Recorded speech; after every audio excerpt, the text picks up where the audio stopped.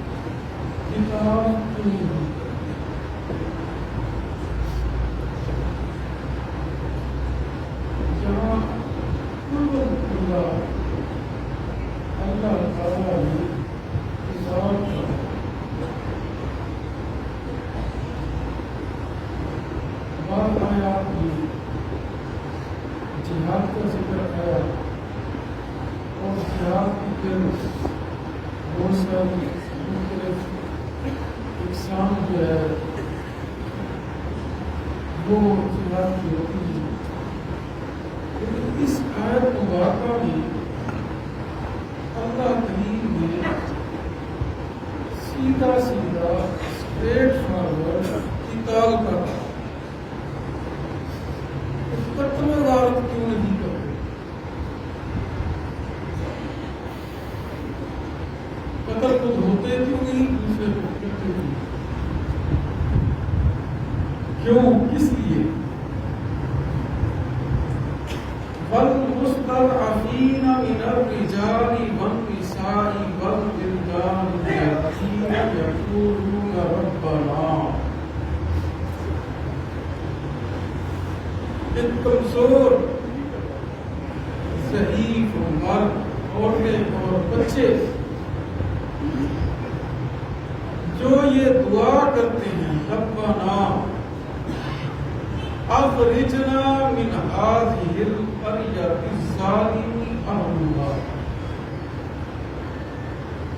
وہ یہ دعا کرتے ہیں کہ اے ہمارے رب ہمیں اس بستی سے کیوں نہیں نکالتا کہ جس بستی کے لوگ ظالم ہیں، جس بستی کے لوگ ظالم ہیں. وَاجْعَلْ لَنَا مِن لَّدُنكَ وَلِيًّا، اور ہمارے لیے کوئی سرپرست بنا دے. وَاجْعَلْ لَنَا مِن لَّدُنكَ نَصِيرًا، اور ہمارے لیے کوئی مددگار بنا دے. آگے اللہ کی ارشاد فرمائے الذین آمنوا یقاتلون فی سبیل اللہ،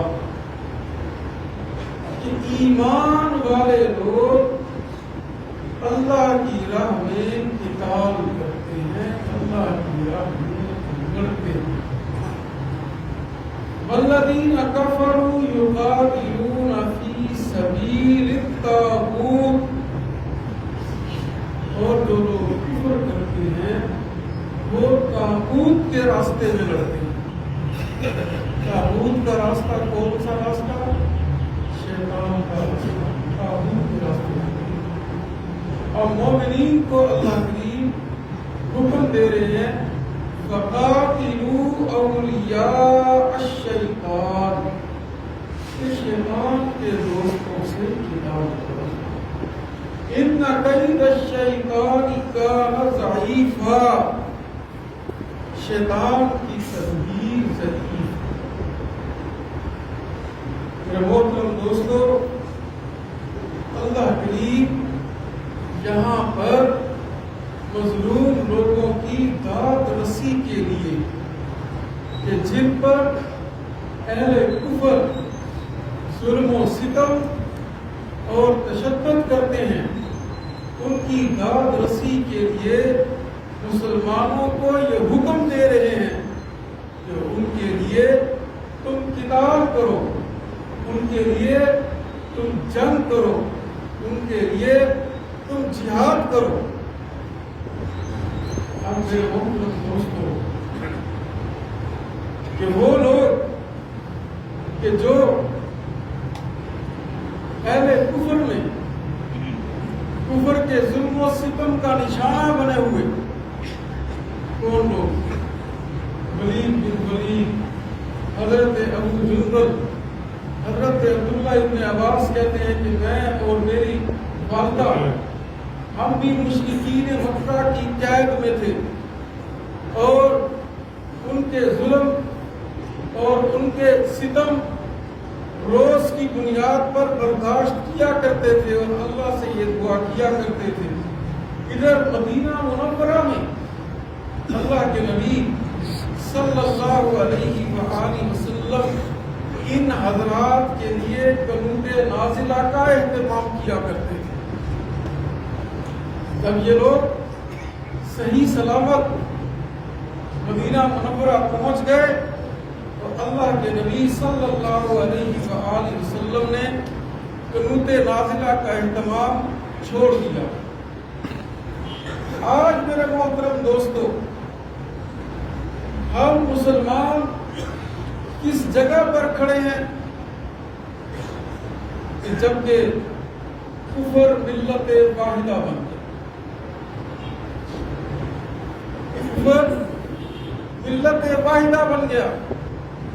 دنیا کے کسی بھی کونے میں مسلمان کے ساتھ اگر کوئی مسئلہ ہو تو پوری دنیا کا کفر، یہود ہنود اور عیسائیت سب ایک ہو کر مسلمانوں پر چڑھ دوڑتے ہیں۔ ابھی ماضی قریب میں افغانستان پر 40 ملکوں کی فوجوں نے دھاوا بولا۔ اللہ کے کرم اور اللہ کی مدد سے افغانستان کی دھرتی سے خاک چاٹ کر ان کو واپس جانا پڑا۔ یہ کیا تھا؟ یہ مسلمانوں کا جذبہ جہاد تھا، قوت ایمانی تھی۔ جب مسلمان نے قوت ایمانی کے ساتھ تلوار اٹھائی، اللہ کی مدد اور نصرت مسلمان کے ساتھ رہی۔ جب مسلمانوں نے جہاد کو ترک کر دیا، قتال کو ترک کر دیا، مسلمان پوری دنیا میں ذلیل و رسوا ہو گئے۔ اس کی بہت ساری وجوہات ہیں۔ سب سے بڑی وجہ کہ مسلمانوں کی صفوں میں اتحاد کا ہونا، ایک ہونا، ملت واحدہ بننا۔ آج مسلمان کے مقابلے میں کفر ملت واحدہ بن گیا اور مسلمان کی اپنی صفوں میں فرقے ہو گئے۔ اللہ کے نبی صلی اللہ علیہ وآلہ وسلم کی بڑی پیاری حدیث مبارکہ دل پر لکھ لیجئے، المسلمون کرجل واحد، پوری دنیا کے مسلمان ایک جسم کی مانند ہے۔ ان اشتکا عینہ اشتکا کلہ، اگر اس کے جسم کی ایک آنکھ میں تکلیف ہوتی ہے تو درد پورا جسم محسوس کرتا ہے۔ وَإِنِ اشْتَكَا رَأْسُهُ اشْتَكَا كُلُّهُ، اگر سر میں درد ہو تو درد پورا جسم محسوس کرتا ہے۔ تو آج میرے محترم دوستو مسلمانوں کی وحدانیت کہاں چلی گئی؟ آج مسلمان آپس میں تفرقوں میں کیوں بٹ گئے؟ اس مرتبہ اسی سال اسی رمضان مبارک میں آپ کے مین اسٹریم میڈیا پر جو رمضان ٹرانسمیشن کے نام پر پروگرام ہوتے ہیں،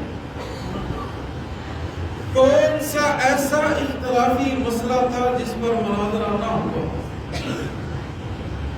کون سا ایسا؟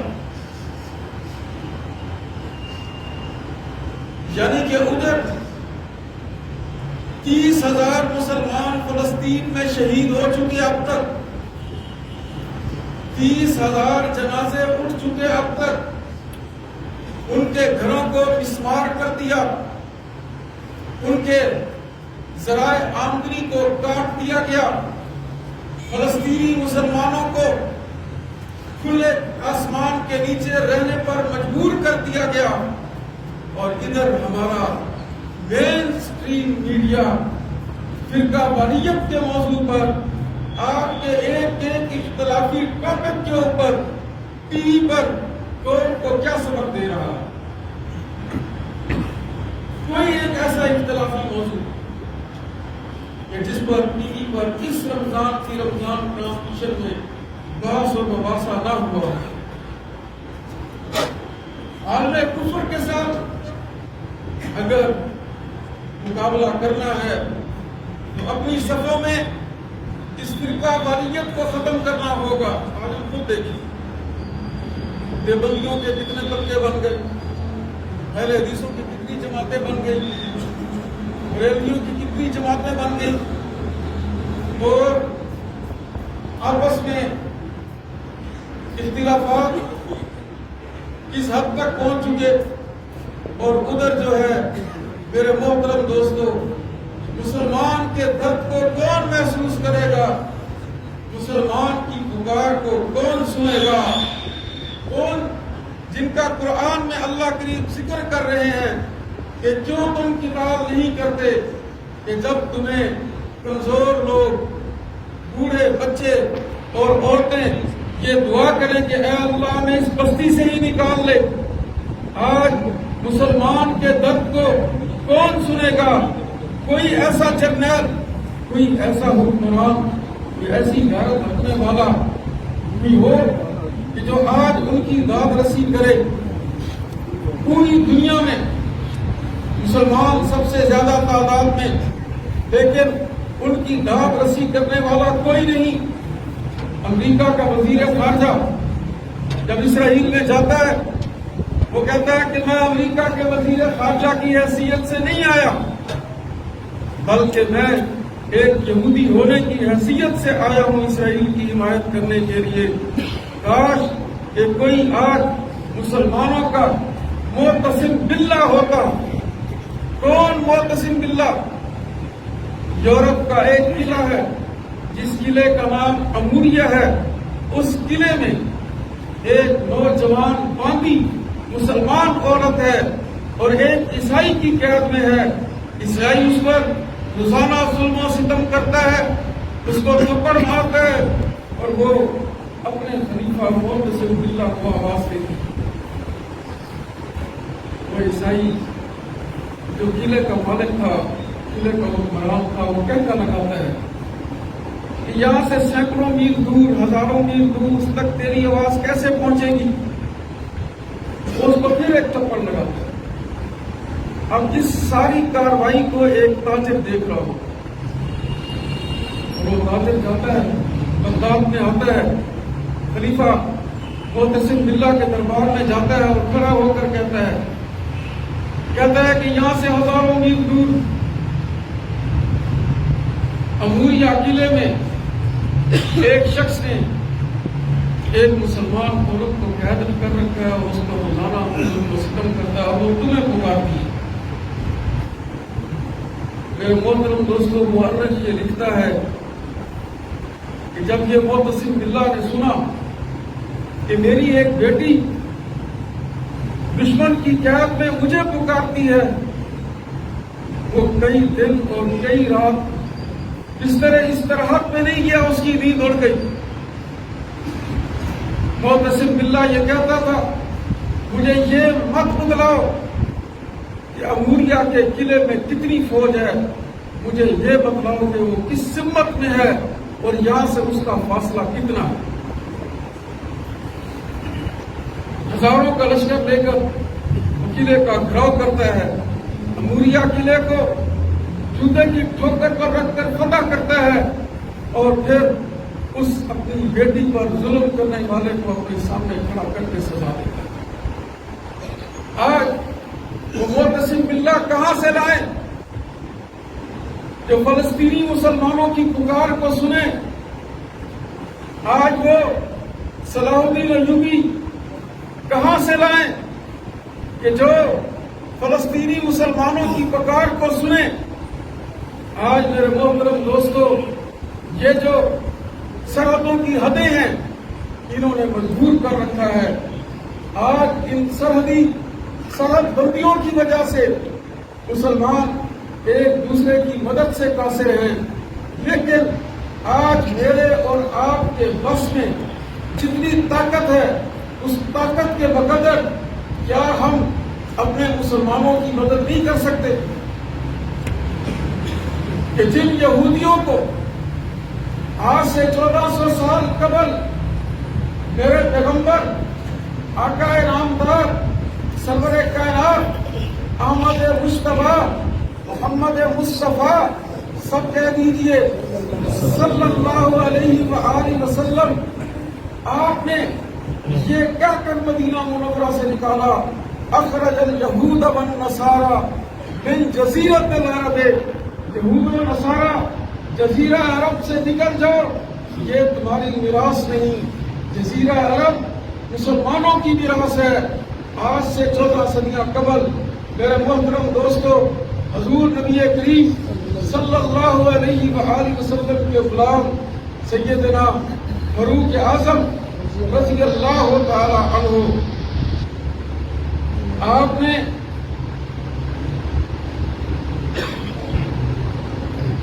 آپ کی فوجوں نے بیت المقدس کو فتح کیا، بیت المقدس پر اسلام کا پرچم لہرایا اور بیت المقدس مسلمانوں کے قبضے میں آیا۔ اس کے بعد کچھ عرصے کے بعد عیسائیوں نے پھر بیت المقدس پر قبضہ کیا، پھر سلطان صلاح الدین ایوبی نے بیت المقدس کو عیسائیوں کے تسلط سے آزاد کروایا اور تقریباً 1300 سال تک مسلمانوں کے تسلط میں رہا، مسلمانوں کی حکومت میں رہا۔ وہ بیت المقدس جس کا مقام اور مرتبہ، جس کی شان، وہ انبیاء علیہ السلام کی سرزمین ہے۔ قرآن مجید میں اللہ کریم نے ارشاد فرمایا، سبحان الذی اسری بعبدہ لیلا من المسجد الحرام الی المسجد الاقصی، پاک ہے وہ ذات جو اپنے بندے کو رات کے تھوڑے سے وقت میں مسجد حرام سے مسجد اقصی لے گئی۔ آگے اس جگہ کا اللہ کی ارشاد فرما رہے کہ الذی بارکنا حولہ، کہ اس جگہ کو، اس خطے کو اللہ کی برکتوں نے گھیر رکھا۔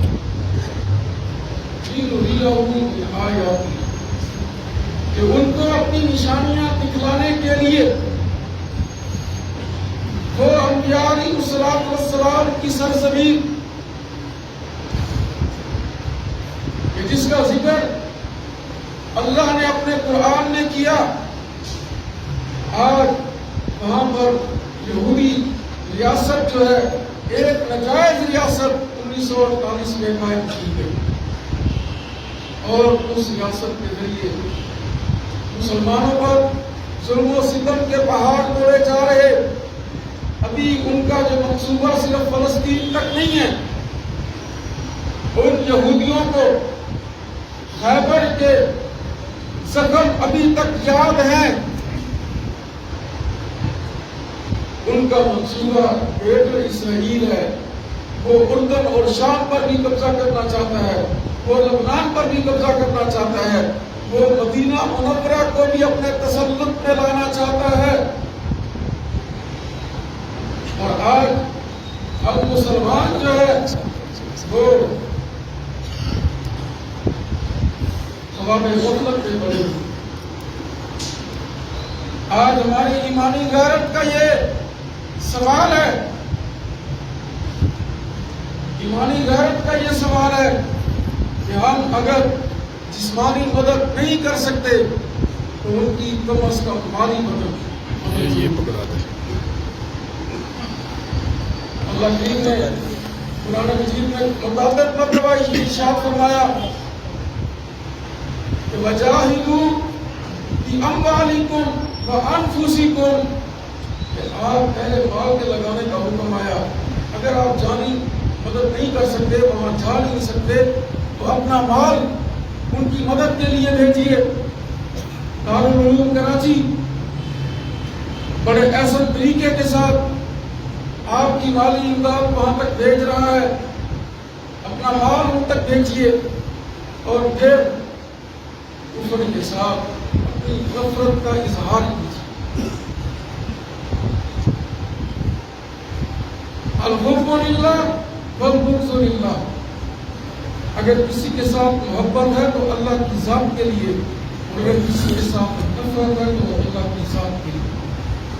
اس یہودی سے اپنی نفرت کا اظہار کیجیے. وہ کس طرح؟ تو اگر آپ جسمانی طور پر اذیت نہیں دے سکتے تو مالی طور پر تو نقصان دے سکتے ہیں. بنو نذیر کا قبیلہ، وہ یہودیوں کا قبیلہ مدینہ منورہ میں تھا. انہوں نے اللہ کے نبی صلی اللہ علیہ وآلہ وسلم سے جب غداری کی، آپ کو دھوکہ دیا، کیونکہ میثاق مدینہ ایک ایسا معاہدہ تھا کہ اس معاہدے کی روح سے یہ طے پایا تھا کہ مدینہ منورہ پر اگر کسی بھی طرف سے حملہ ہوا تو سارے مل کر ریاست مدینہ منورہ کا دفاع کریں گے. اب یہودی قبائل نے اللہ کے نبی اور صحابہ اکرام کو دھوکہ دیا تو اللہ کے نبی صلی اللہ علیہ وآلہ وسلم نے ان کو مدینہ منورہ سے نکالنے کا فیصلہ اور ان کے قلعے کا گھیراؤ کیا. بنو نذیر جس قلعے میں مقید تھے، جس قلعے میں رہ رہے تھے، 20-22 دن تک جب وہ قلعہ فتح نہ ہوا تو اللہ کے نبی صلی اللہ علیہ وآلہ وسلم نے حکم دیا کہ ان کے کھجور کے درختوں کو کاٹ دو اور جلا دو. جب یہ عمل ہوا تو یہودیوں نے کہا کہ اللہ کے نبی ایسے ظلم کا کیسے کہہ سکتے ہیں. لیکن میرے محترم دوستو، جو اللہ کا نبی ہے اس کا بولنا بھی حق وما ينطق عن الهوى ان هو الا وحي يوحى. اللہ کہتے ہیں کہ میرا محبوب میری مرضی کے بغیر بات نہیں. اللہ کے نبی نے حکم دیا، رب کائنات نے یہاں تائید کی. کیا تائید کی؟ فرمایا کہ ما قطعتم من لینۃ او ترکتموها قائمۃ علی اصولها. کہا کہ جب تم نے کاٹے ان کے کھجوروں کو درخت یا ان درختوں میں سے کچھ کو ان کی جڑوں پر رہنے دیا، فرمایا کہ فَبِإِذْنِ اللَّهِ، یہی اللہ کا حکم تھا، یہی میرے نبی کا حکم. اللہ نے اپنے نبی کے حکم اور عمل کی تائید کی. وَلِيُخْزِيَ الْفَاسِقِينَ، کہ تاکہ جو نافرمان لوگ ہیں ان کو ذلیل اور رسوا کریں. اللہ کے نبی صلی اللہ علیہ وآلہ وسلم نے ان کے کھجور کے درختوں کو کاٹنے اور جلانے کا حکم کیوں دیا؟ کہ یہ یہودی سود خور قوم ہے، یہ مال و دولت سے محبت کرنے والی قوم ہے، یہ مال کو جمع کرنے والی قوم ہے کہ جب ان کو مالی نقصان ہوگا، ان کو مالی نقصان دیا جائے گا تو یہ لوگ مقابلے کے لیے باہر آئیں گے. وہ چنانچہ ایسا ہی ہوا، وہ شریف کے لیے گفتگو کرنے کے لیے، وعدہ کرنے کے لیے باہر آئے، پھر اللہ کے نبی نے ان کو قتل نہیں کیا بلکہ ان کو مدینہ بدر کیا۔ کچھ شام کے علاقے میں چلے گئے اور کچھ جو ہے وہ عراق میں جا پاک پناہ گزین ہوئے۔ تو میرے محترم دوستو، آج بھی وہی حالات ہیں، آج بھی وہی حالات ہیں کہ ان یہودیوں کو مزہ چکھانا ہوگا، ان سے بدلہ ہم نے پاکستان میں رہ کر یہودی مصنوعات کا بائیکاٹ کرنا۔ آج اللہ کے گھر میں بیٹھ کر میرے اس سوال کا جواب دو، کیا تم یہودی سے نفرت کرتے ہو؟ ہاتھ اٹھا کر کرتے ہیں۔ یہودیوں سے نفرت کرتے ہو؟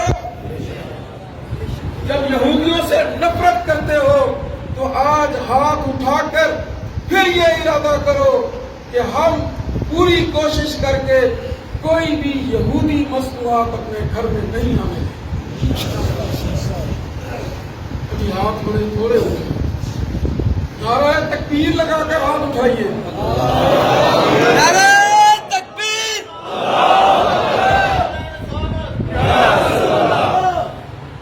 ہم اپنے گھروں میں یہودی پروڈکٹ کو نہیں آنے دیں گے۔